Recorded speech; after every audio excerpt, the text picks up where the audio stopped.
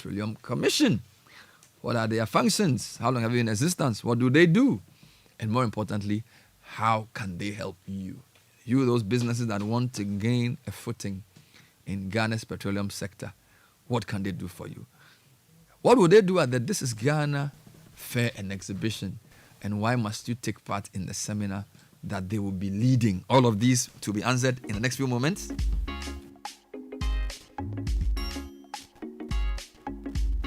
So I have in studio Judith Blay. She is the Deputy Director for Contracts Administration at the Petroleum Commission. Madam, welcome to the show. Good morning. Good morning. Thank you very much. How are you doing? Fine, thank you. Welcome to the show. I saw my good friend, Dr. Edward Apia Brafo, Manager for Corporate Affairs, always in a bow tie. Good morning, Doc. Good morning, Bernard. You are well branded in this, your bow tie. Thank you. You're a big man, Rob. That's the signature. You're a big man, I tell you. Linda is also here from the team. Linda, good to have you. Good morning. So, as I said, you are the...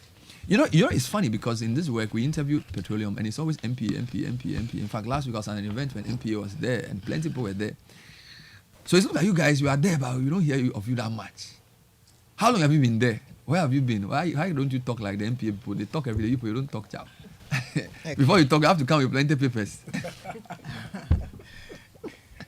Okay. Yes. So good morning. Good morning to your cherished listeners. Okay. As you rightfully said, we are the regulator for the upstream petroleum industry. Perhaps you don't hear of us a lot because our work really doesn't directly affect the Ghanaian. MPA work really directly affects our everyday lives in terms of what they do. However, we are here. We're not hiding anymore. We are here. You are out in the open. Yes, yes. So we all know that in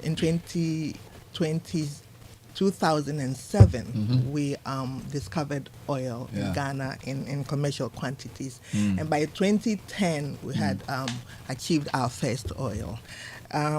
Before our national oil company, GNPC, was regulating. So it was a national oil company, cum regulator. Yeah. But when we decided that we're going to go commercial and we're full-fledged into exploration and production, the government of Ghana established the Petroleum Commission. And this happened through an act of parliament, Act 821, in the year 2011. So we've been in the presence as regulators since 2011. Right. The mandate that was given to us was for us as a regulator to regulate the activities in the industry for the sustainable exploitation of the resource for the benefit of all Ghanaians. And that's what we have been doing since 2011. How does this relate to local content development and local participation? Because every time I go to an event in the oil and gas sector, inevitably the word that I hear is local content, local participation. So are you there to just regulate for everybody, or do you have a local content mandate inherent in what you do? We certainly do. So among the other things, among the other functions that Act 821 gave us to do, is one of them is local content development. And so we picked on that function that Parliament had given us. And then we further developed a policy to guide our local content targets and objectives. The primary objective of that policy was for us to develop local capacities and Ghanaian expertise. Okay. We also were to enhance the provision of Ghanaian goods and services, facilitate technology transfer and research and development, and increase value retention in country through local participation, as well as create petroleum and related supportive industries. So that is the objective of what you do in terms of local content. We have gone beyond the policy and developed an LI. We have regulation LI 2204, which we developed in 2013. And since then, for the past, say, 10 years, last year we celebrated the 10th anniversary of LI 2204 in a grand way, has guided our efforts to develop local content, promote it, and deepen it even further. So you mentioned 5 areas: expertise, goods and services, technology transfer, research and development, value addition, and the rest of it. How is that going? right? You've done this since 2013, so like 11 odd years. What is your scorecard? Are you achieving your goal beyond having the LI and the law? Would you say that with the advent of the LI and all that you've been doing, we've seen this increase in local whatever?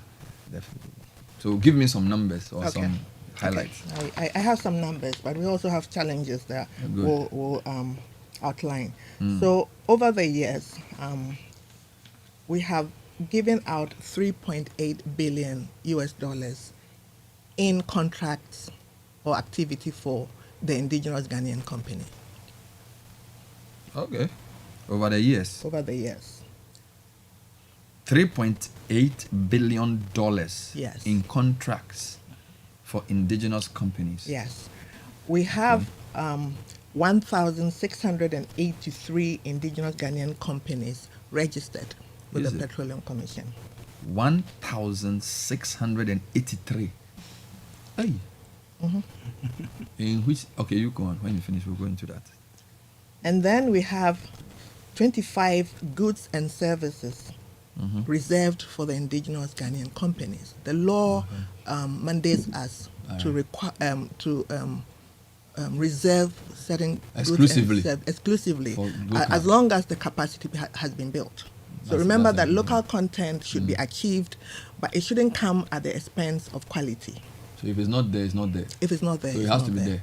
Whose job is it to make sure it's there? Our job is.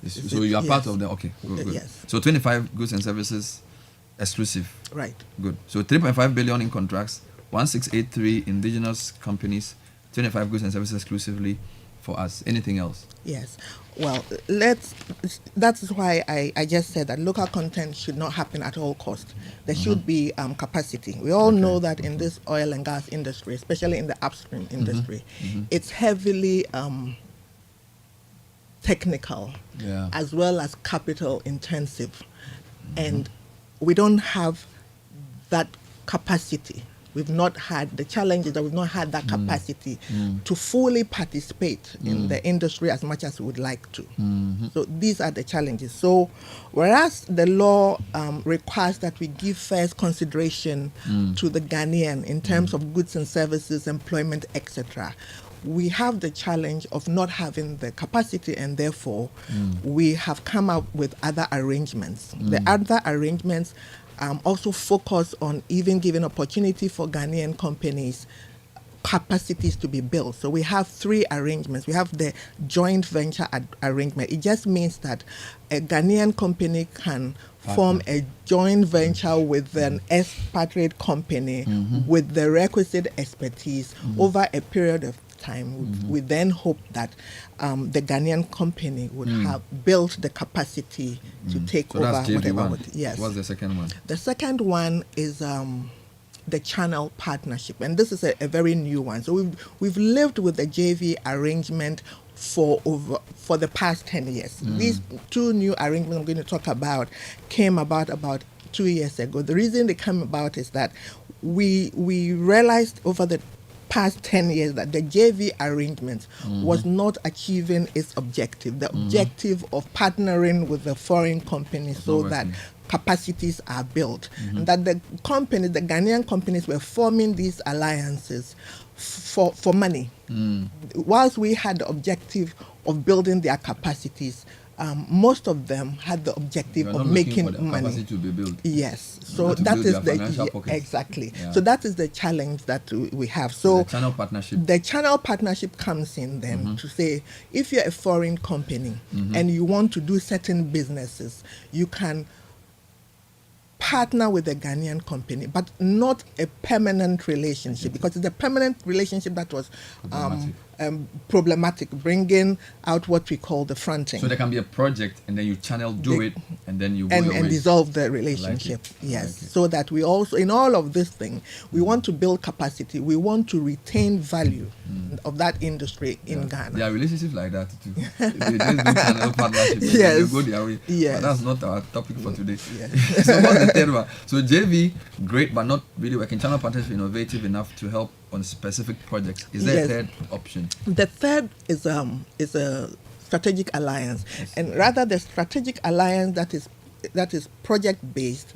But the aim of that one is to also give the Ghanaian company the opportunity to perform some of the scope. So these ones are the services. So we look at an expert company with expertise as well as a Ghanaian company with expertise to join and then execute a certain project. Wonderful. We're talking to officials from the Petroleum Commission. They are the upstream regulator for Ghana's oil and gas resources. Judith Blaze, Deputy Director for Contracts Admin.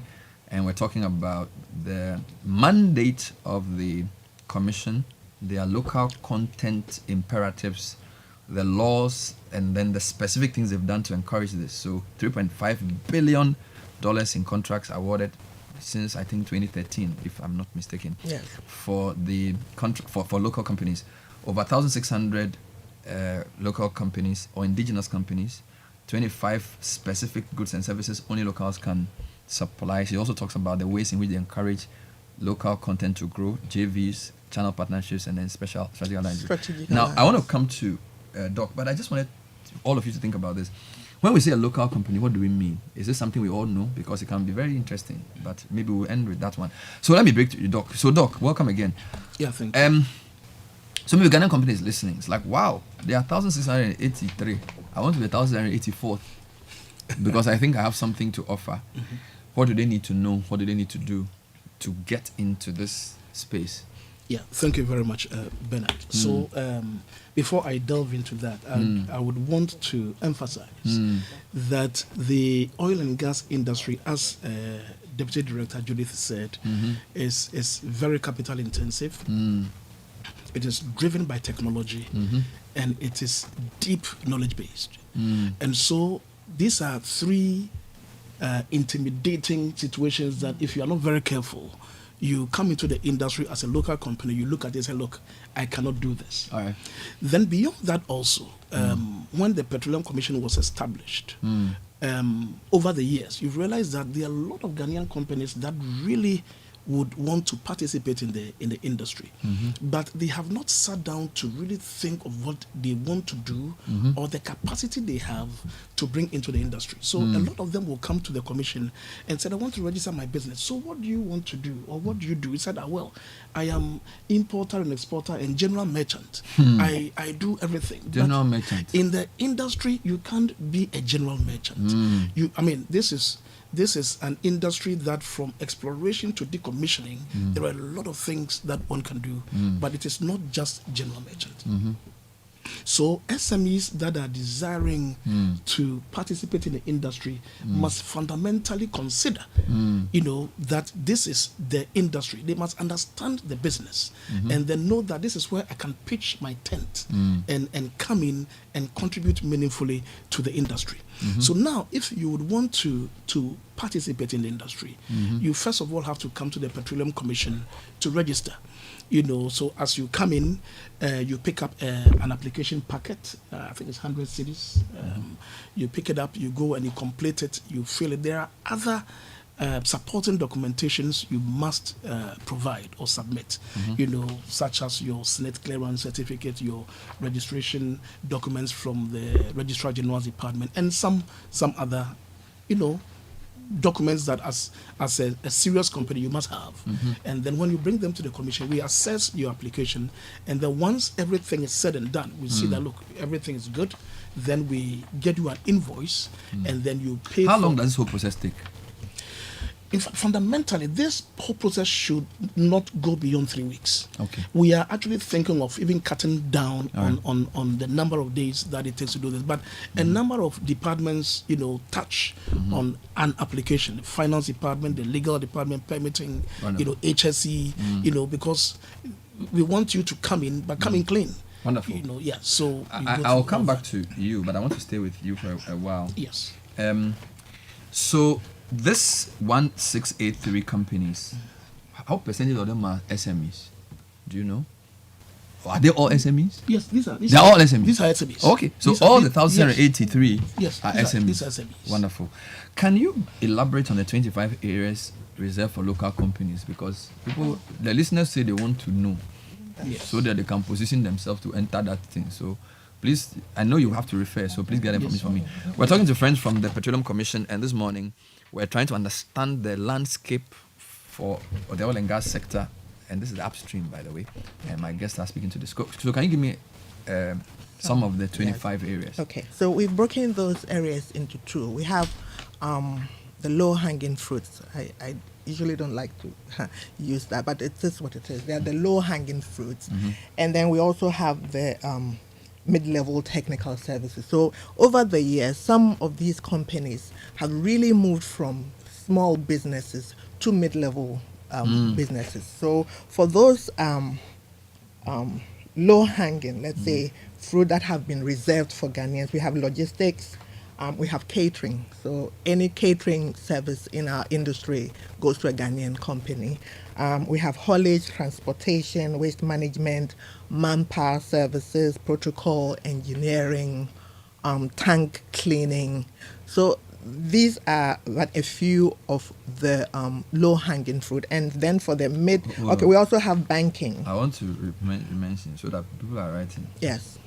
So you have logistics, catering, haulage and transportation, waste banking. Management, tank cleaning. Yes. And then you mentioned something I didn't remember. It starts with E. I don't know. Tank cleaning. Tank cleaning. What did you mention for tank cleaning? Waste management, manpower service, haulage. Manpower services. Right. Subsea support. Subsea support. Immigration protocol. And banking. And banking and financial services, yeah. All of these are low-hanging fruits. Yeah. Insurance. Yeah. All right. Maybe even medical services, yeah. What are the mid-level technical? Basic engineering. All right. Fabrication. We Fabrication. have. Yeah, we have so built. Like welding. Welding, yeah. Precision welding. Yes. All right. Yes. We have built a manifold. It's a part of a built a manifold. Yes, in Ghana here, right. Through the efforts of these fabrication companies. Then we also have the subsea support, and then I mentioned the tank cleaning. So those are the some of the mid-level ones that companies can take advantage of. Then when we get to high level, they are serious because the mid-level stuff is wild. Yes. Doc. Yes. You will be at our exhibition. This is Ghana. You will be leading a seminar.